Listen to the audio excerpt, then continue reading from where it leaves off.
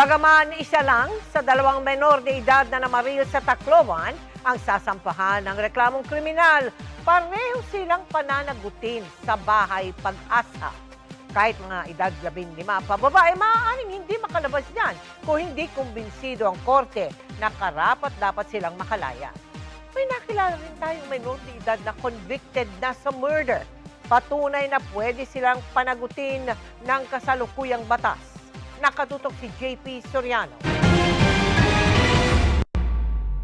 Kapwa menor de edad ang mga namaril sa isang high school sa Tacloban City, kaya pareho silang ilalagay sa Bahay Pag-asa Facility. Pero ang 15 taong gulang lang ang sasampahan ng reklamong kriminal. Ang 14 taong gulang na namaril, pananagutin sa pamamagitan ng intensive intervention, alinsunod sa Juvenile Justice and Welfare Act o Republic Act 9344. Gagawin yan sa IJIS-SC o Intensive Juvenile Intervention Support Center ng isang Bahay Pag-asa Facility tulad ng isang ito sa Quezon City. Pero may ganito rin sa bawat rehiyon.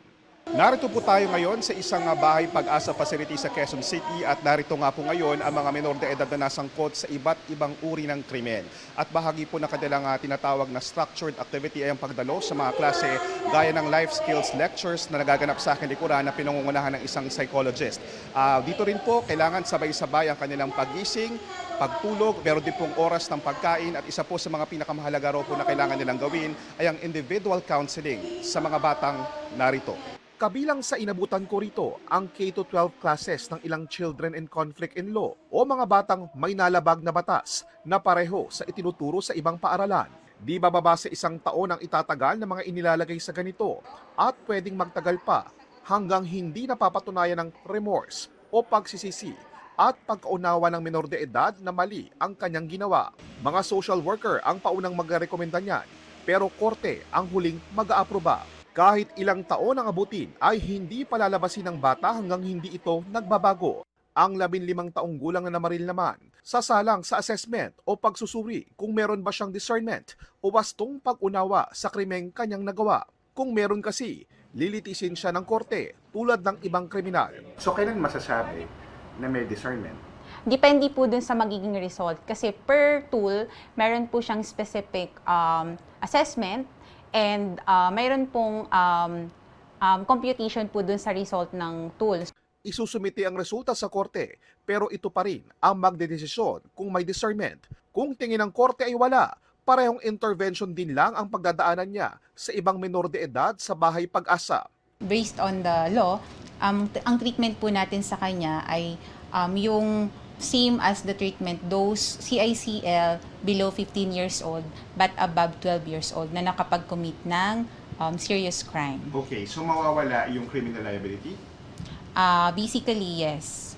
Pero kung tingin ng korte ay meron, iuutos itong dalhin siya sa isang Regional Rehabilitation Center for Youth o RRCY o kaparehong pasilidad na accredited ng LGU o DSWD.